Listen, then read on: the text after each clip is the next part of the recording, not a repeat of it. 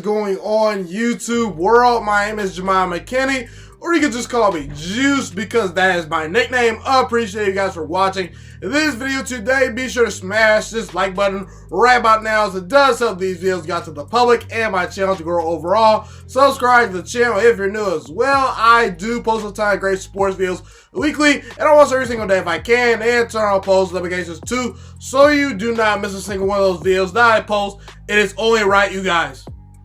In my opinion, the New Orleans Saints Super Bowl window has closed.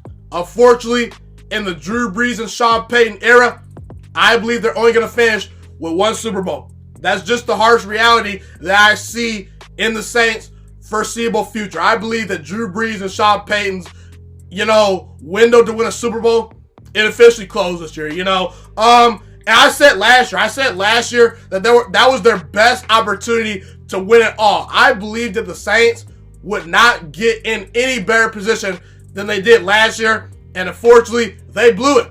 The officials obviously did not help them, but again, they got the ball first in overtime. Drew Brees throws a pick, Jared Goff outplays him, and the rest was history. And, they won 13 games this year. They surprised me. I personally thought the New Orleans Saints this year would just fall into the tank and potentially even miss the playoffs. I picked the Saints to miss the playoffs this year because I just felt that, look, they have had so many heartbreaking losses the last couple years. The Minnesota Miracle, then you have the missed call, the call that was not made for pass interference at home. Then you throw that soul-crushing interception, and the NFC is tough. I just thought the Saints would go into the tank this year.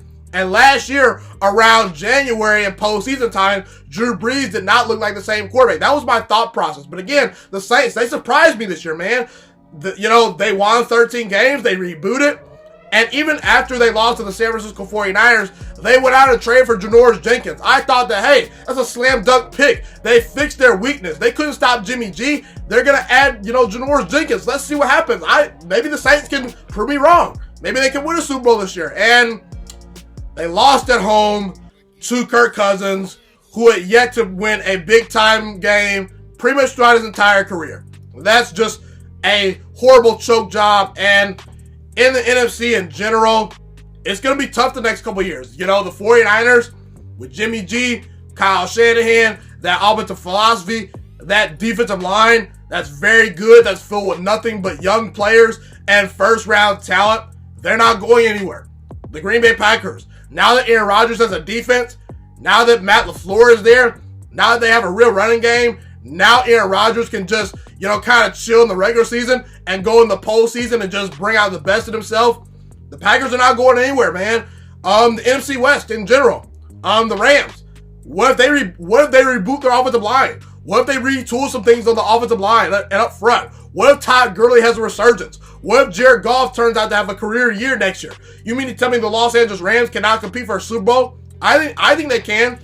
The Philadelphia Eagles. What if Carson Wentz comes back next year and has a breakout season? What if the entire team is healthy all year? If the Philadelphia Eagles were healthy the entire season, that's arguably a 12 or 13 win team right there. They won 9 games this year with guys from the AAF and practice squad players. All sorts of injuries happened for the Philadelphia Eagles. They still made the playoffs. Carson Wentz isn't going anywhere. Doug Peterson isn't going anywhere. The Dallas Cowboys. What if Dak Prescott breaks out this year once again? What if Mike McCarthy is the answer? The Buccaneers in their own division. What if Bruce Arians and Jameis Winston finally figure things out? What if Jameis Winston cuts down his interceptions? What if they have another great draft? Boy, that Tampa Bay team's nasty. And in my opinion, the game has moved away from Drew Brees. It just has. You notice how Drew Brees and Tom Brady, two immobile quarterbacks, did not even make it past the first round of the playoffs this year. Drew Brees is 41 years old, okay? Listen, I don't care what anyone says.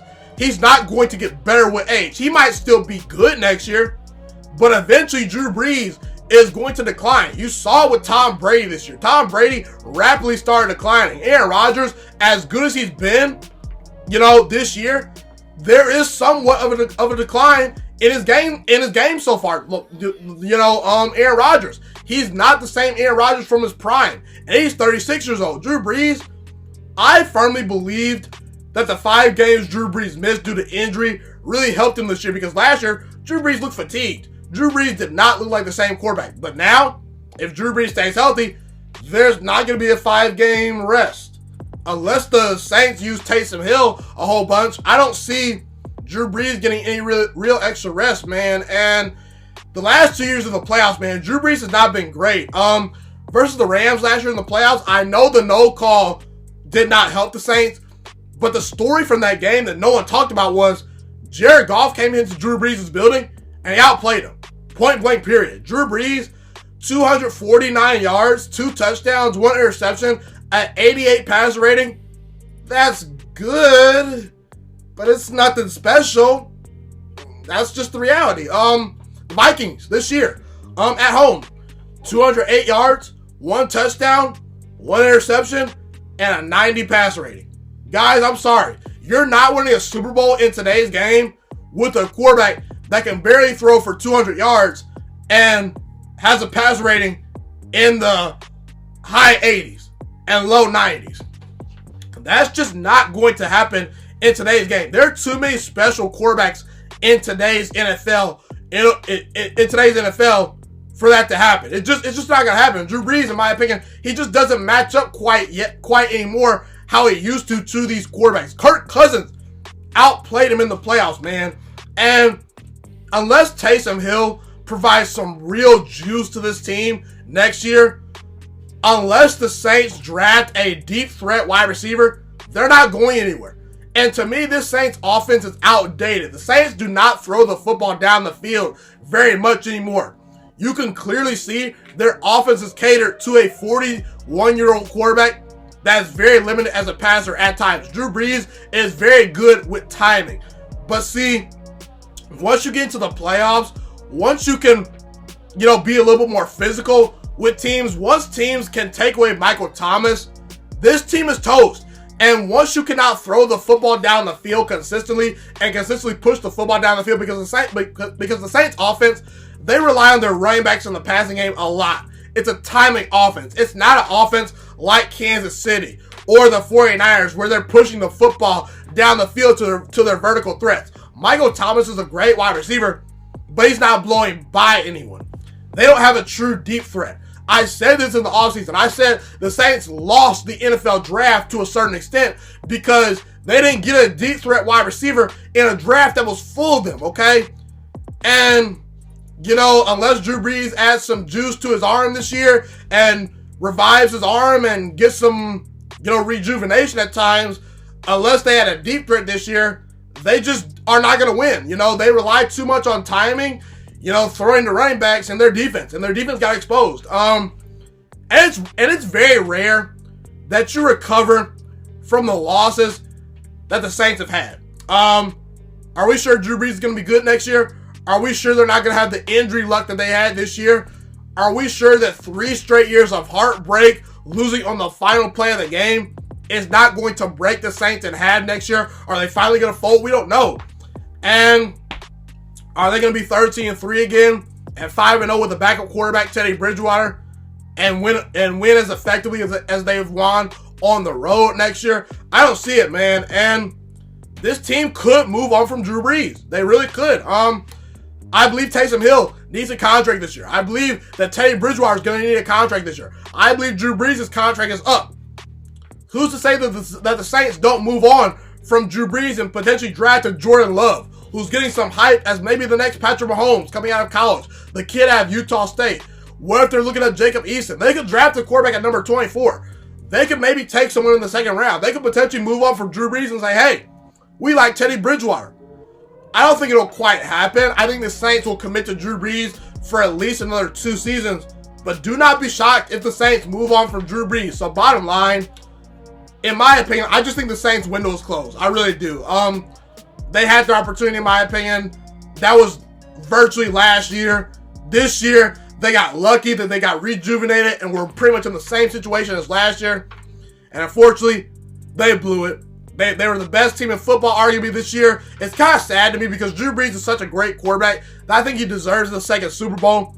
But bottom line, Drew Brees, he hasn't gotten it done in the playoffs the last 2 years. He just hasn't. Bottom line, you can make all the excuses you want, but Drew Brees hasn't gotten it done. So again, Either way, I believe the New Orleans Saints window has closed, and I would not be shocked if they move on from their Hall of Fame quarterback Drew Brees in the offseason. Be sure to comment where you agree with me and disagree with me. Love to hear what you guys have to say in the comment section.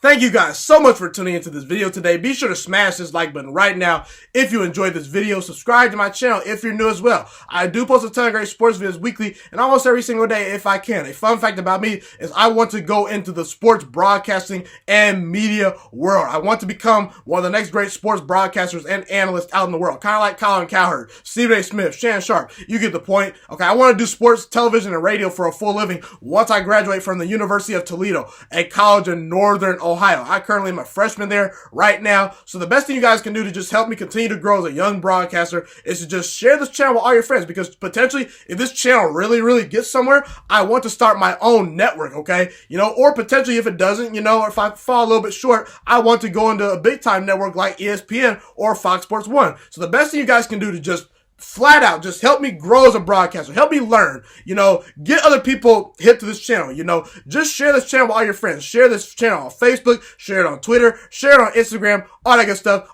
Also, be sure to follow me on all my social media platforms. And once again, guys, just share this channel with everyone you know. Get everyone hipped and watching these videos. Get my voice out there and heard. Share it on Facebook, share it on Twitter, share it on Instagram, all that good stuff. It's been your boy, Ghiman Mckinney, or you can just call me Juice. I appreciate all you guys for tuning in today. I really do. Have a God blessed day. Stay motivated, you guys, and I'm out.